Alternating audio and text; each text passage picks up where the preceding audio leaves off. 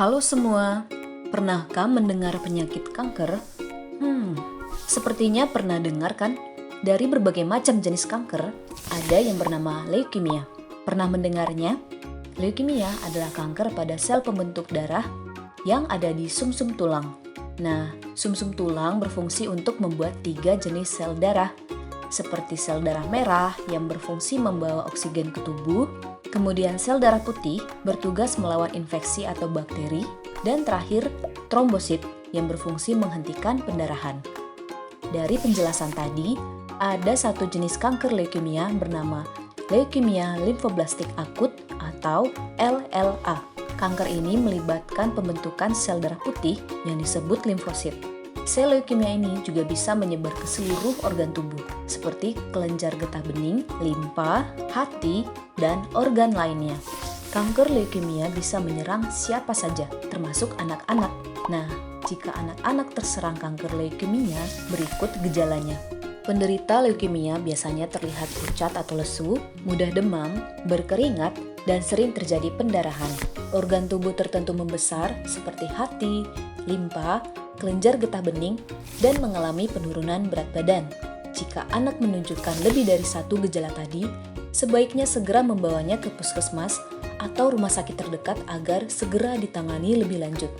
Ada 3 prinsip cara pengobatannya. Yang pertama, kemoterapi, terapi suportif, dan dukungan psikososial bagi anak dan keluarga. Nah, begini penjelasannya. Pertama, kemoterapi. Kemoterapi adalah pengobatan bertujuan untuk menghentikan perkembangan dan membunuh sel kanker. Pengobatan kemoterapi diberikan dalam beberapa siklus, berawal dari proses pengobatan yang dilanjutkan dengan masa istirahat, di mana tubuh diberikan waktu untuk membangun sel-sel sehat baru. Informasi tentang jadwal kemoterapi dan jenis obat yang diterima anak akan diperoleh dari tim perawatan kesehatan anak. Tujuan dari kemoterapi pada leukemia limfoblastik akut adalah untuk mencapai remisi komplit dan mencegah relapse atau kambuh dengan cara menghambat perkembangan sel kanker. Sangat penting anak mengikuti protokol kemoterapi sesuai jadwal dan sampai selesai, agar sel leukemia tidak muncul lagi atau relapse. Terdapat 2 protokol kemoterapi LLA pada anak, yaitu standar risk atau SR dan high risk atau HR. Begini penjelasannya. Pada standar risk dan high risk memiliki masa induksi 1-6 minggu dan masa konsolidasi 7-12 atau 7-17 minggu. Kemudian masa maintenance selama 13-110 dan 18-113 minggu. Oke, sekarang muncul pertanyaan, apa saja sih efek samping kemoterapi? Dalam proses menghancurkan sel kanker, kemoterapi juga dapat merusak sel sehat. Nah, rusaknya sel sehat ini dapat menyebabkan efek samping, tetapi ini bersifat sementara, bisa membaik dan hilang. Efek samping pertama, berkurangnya sel darah merah, sel darah putih, dan trombosit. Menurunnya sel darah merah terlihat dari rendahnya hemoglobin. Hal ini dapat membuat anak terlihat lelah, nafas pendek, sakit kepala, dan kulit terlihat pucat. Ada beberapa hal yang bisa dilakukan untuk mengatasi turunnya hemoglobin, seperti memberi makanan tinggi kalori dan protein, istirahat yang cukup, memberikan waktu anak untuk beraktivitas, dan juga memberikan tindakan transfusi darah. Kemudian, menurunnya sel darah putih atau neutropenia membuat anak mudah mengalami infeksi.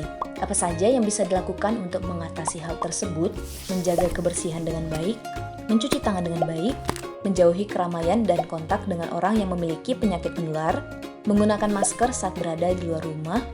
Jika anak demam, segera lapor kepada tim kesehatan dan jangan berikan obat-obatan seperti aspirin, acetaminophen, dan ibuprofen tanpa izin.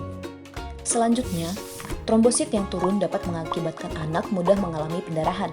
Hal yang bisa dilakukan adalah memberikan makanan tinggi kalori dan protein, menghindari aktivitas atau olahraga berat, serta gunakanlah sikat gigi lembut.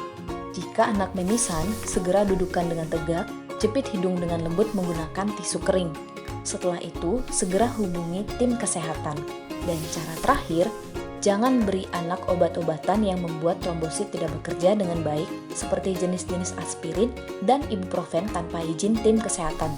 Dan bisa juga memberikan transfusi darah. Ada juga efek samping lain yang ditimbulkan dari kemoterapi seperti kehilangan rambut. Beberapa anak yang kehilangan rambut dapat membuatnya malu dan tidak percaya diri. Inilah pentingnya dukungan emosional dari orang tua dan berikut cara yang bisa diberikan kepada anak. Pertama, ajak anak untuk menghargai dirinya dan beri juga pujian untuknya. Ajarkan cara untuk menyisir rambut dengan lembut agar mencegah hilangnya rambut lebih cepat. Menganjurkan cara alternatif ke anak untuk menggunakan penutup kepala atau rambut palsu. Yang terakhir, yakinkan anak bahwa rambutnya akan tumbuh kembali. Selain kerontokan rambut, anak juga bisa mual dan muntah. Inilah hal yang bisa dilakukan untuk menangani hal tersebut. Jauhkan bau-bauan yang menyengat, bantu anak untuk berpikir baik sebelum, selama, dan setelah pengobatan, berikan makanan yang mudah dicerna, berikan makanan porsi kecil tapi sering, pastikan anak banyak minum air agar tidak dehidrasi. Kemudian, masalah pencernaan seperti diare atau sulit buang air besar juga bisa terjadi. Berikut hal yang bisa dilakukan orang tua. Sering memberi minum agar tidak kekurangan cairan tubuh, berikan makanan lembut untuk pengganti cairan dan nutrisi yang hilang, berikan makanan dengan porsi kecil, hindari makanan berminyak dan pedas, batasi makanan tinggi serat, dan segera hubungi tim kesehatan jika kulit dan mulut anak kering, tidak mengeluarkan air mata saat menangis, dan warna air seni keruh atau gelap. Dan jika anak sulit buang air besar, berikut cara untuk mengatasinya.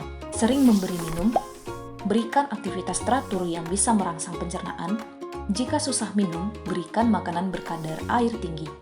Berikan makanan tinggi serat, dan jangan memberikan obat pelancar buang air besar tanpa izin tim kesehatan. Pengobatan kemoterapi juga mempengaruhi indera pengecap anak sehingga membuatnya kehilangan nafsu makan. Inilah hal yang bisa dilakukan orang tua untuk mengatasinya. Memberikan makanan dan minuman tinggi kalori dan protein, memberikan makanan berbumbu yang disukai dalam porsi kecil, sajikan makanan secara menarik dan disukai anak, serta ciptakan suasana makan yang menyenangkan. Kemudian, luka pada mulut atau mukositis juga bisa terjadi pada anak. Sebaiknya berikan makanan lunak, beri makanan dengan potongan kecil, tidak asin, tidak pedas, tidak kering, dan tidak panas. Serta bimbing anak untuk berkumur setelah makan dan sebelum tidur. Anak juga bisa mengeluh sakit dan nyeri pada sendi atau tulangnya, serta sakit kepala berat yang tidak sembuh setelah minum obat. Segera laporkan tim kesehatan jika ini terjadi, atau bisa berikan pijatan dengan teknik relaksasi, atau lakukan kegiatan menyenangkan untuk mendistraksi. Ketika menjalani kemoterapi, biasanya anak akan kelelahan. Ini disebabkan oleh penurunan sel darah, nutrisi yang kurang, demam, tidur tidak cukup dan tidak berkualitas, atau karena merasa khawatir. Hal yang dapat dilakukan adalah melaporkan ke tim kesehatan, ajak anak beraktivitas, hindari konsumsi kafein, beri waktu tidur yang cukup. Dan efek samping terakhir adalah perubahan suasana hati anak menjadi lebih mudah sedih, lebih mudah marah, dan takut. Jika ini terjadi, ajak anak berkomunikasi agar tenang, dengarkan anak menceritakan suasana hatinya, berikan anak rasa aman dengan memeluknya, hubungi psikolog jika perlu. Nah, itulah efek samping kemoterapi. Dokter juga akan memberikan terapi suportif berupa obat-obatan yang dapat meringankan efek samping yang dialami oleh anak, seperti obat demam, anti nyeri, antiemetik, antibiotik, dan anti jamur. Oke, sekarang pertanyaan terakhir. Kapan pasien anak LLA dinyatakan sembuh dan apakah LLA bisa kambuh lagi? Anak LLA dinyatakan sembuh jika sudah melewati 5 tahun sejak kemoterapi. Dan ya, LLA bisa kambuh lagi. Anak perlu menjalani pengobatan dari awal dan bisa saja dilakukan transplantasi sumsum tulang. Sepanjang pengobatan di rumah sakit, dokter akan memberikan prosedur invasif ke anak guna membantu diagnosa penyakit hingga merawat anak. Perlu diketahui, setiap anak punya pengalaman berbeda atas prosedur ini. Berikut beberapa prosedurnya. Pertama, pengambilan darah dari lengan atau jari untuk pemeriksaan darah. Kedua, aspirasi sumsum tulang untuk memeriksa sel sumsum tulang. Ketiga, biopsi sumsum tulang untuk melihat sel kanker di sumsum tulang. Keempat, fungsi lumbal untuk melihat sel kanker di cairan tulang belakang dan otak. Nah, begitu penjelasan tentang kanker leukemia dan pengobatannya. Semoga membantu dan terima kasih.